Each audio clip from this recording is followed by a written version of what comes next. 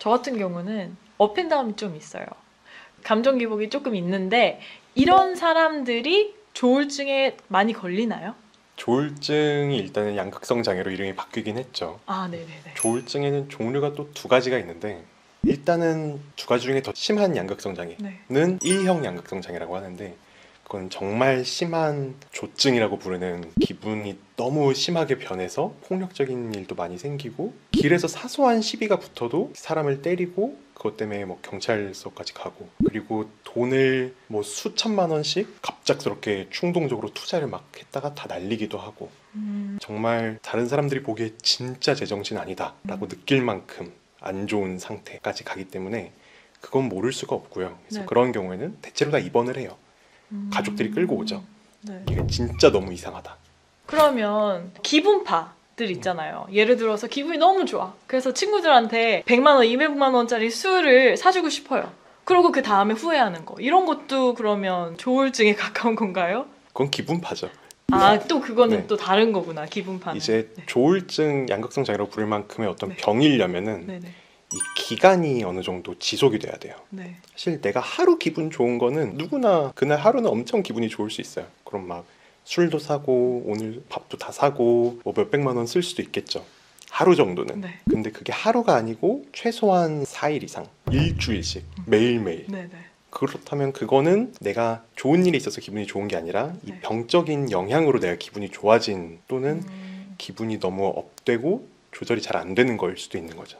근데 좀 덜 심한 양극성 장애도 있거든요. 근데 그 경우에는 꼭 우울증이 있어야만 해요. 일단은 나한테 정말로 우울증이 있었는지를 생각을 해봐야 될 것 같기는 해요. 감정 기복이 심한 사람이라면.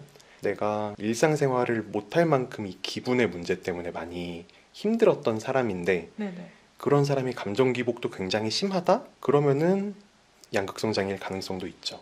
우울하다는 감정은 사실 되게 정상적인 감정이잖아요. 네네. 뭔가를 잃었을 때, 잘 안 풀렸을 때.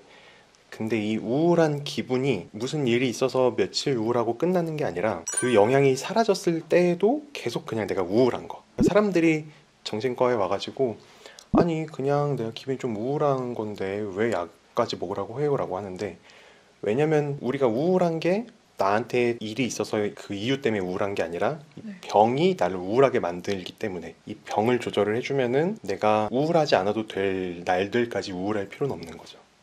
그러면 우울증으로 알고 병원을 찾았다가 조울증이라고 판정을 받을 수도 있겠네요.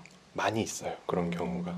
그러면 그 차이가 있을까요? 우울증만 있으면 우울증인 거고, 우울한 기간 사이에 너무 들떠서 감정 기복도 심하고 그 기간 동안 쇼핑을 많이 한다던가, 네. 돈을 내 소비 수준에 맞지 않게 과도하게 충동적으로 사용하고, 또는 무분별하게 성적인 관계를 가진다던가, 아니면은 화가 너무 많이 나서 주변 사람들과 어떤 다툼이 많이 있었다던가, 마치 나 그때 되게 돈 많이 쓰다가 시비 붙어서 싸움도 하고 진짜 나도 그때 좀 뭐 씨인 것 같았어 네네. 라고 하는 어떤 기간이 딱 특정될 수 있다면은 그거는 이제 조울증으로 진단이 바뀔 수도 있는 거죠. 근데 대부분 걱정하는 사람들은 그냥 기본적인 어떤 감정의 폭이 넓은 사람들, 네. 그냥 우울할 땐 좀 많이 힘들었다가 기분 좋을 땐 좀 많이 신났다가, 근데 그게 지속되는 게 아니라 일회성인 거죠. 대부분의 사람들은 그런 건 되게 정상적인 어떤 감정 반응인 거죠. 예술가들이나 아니면 천재나 조울증을 많이들 갖고 있잖아요. 그렇다고 하죠. 연관성이 있나요? 사실 우리가 조울증이 뭔지를 처음에 이야기를 안 하고 이제 시작을 했는데, 네네. 사실 신체로 비유하면, 마음의 문제를 신체로 비유하면은 네. 우울증은 내 모든 동작이 느려진 거예요. 걷는 속도도 거의 기어가 듯이 걷고, 네. 느려지고 아무것도 못하게 돼 있는 상태가 묶여 있고. 무기력함. 네. 네. 근데 이제 조증의 경우에는 몸이 굉장히 빨라진 거예요.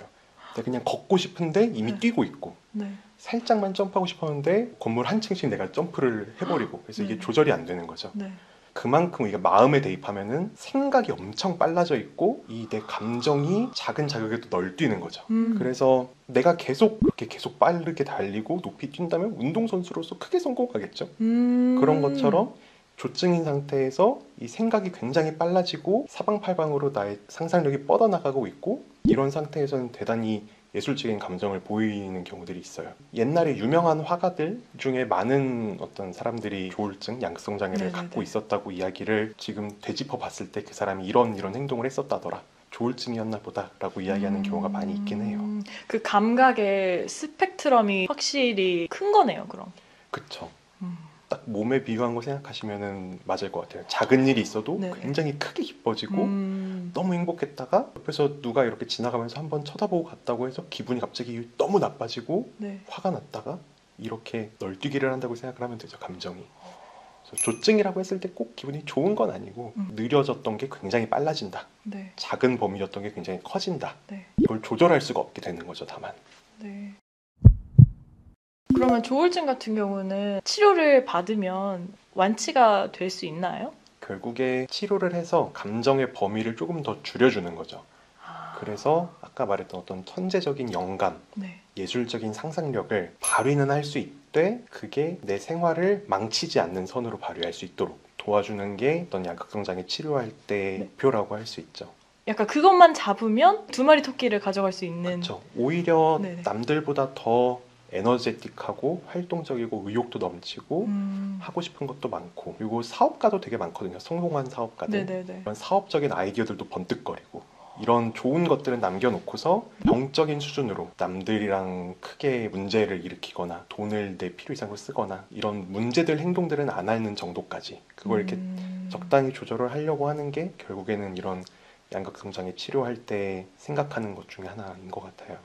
그래서 오히려 축복이라는 이야기를 하기도 해요. 이게 잘 조절될 수 있으면은 당신의 재능이다. 그러면 조절을 못하게 되면 어떻게? 말씀드렸던 것처럼 굉장히 우울할 때는 자살 시도도 할 수도 있고 본인이 하고자 하는 것들이 우울한 기간에 모두 다 망가지기도 하고 네. 조증인 기간에는 뭐 감옥도 갈 수도 있고 뭐 신용불량자가 되기도 하고 네. 그래서 약을 잘 먹으라고 항상 저희가 이야기를 하죠. 알겠습니다.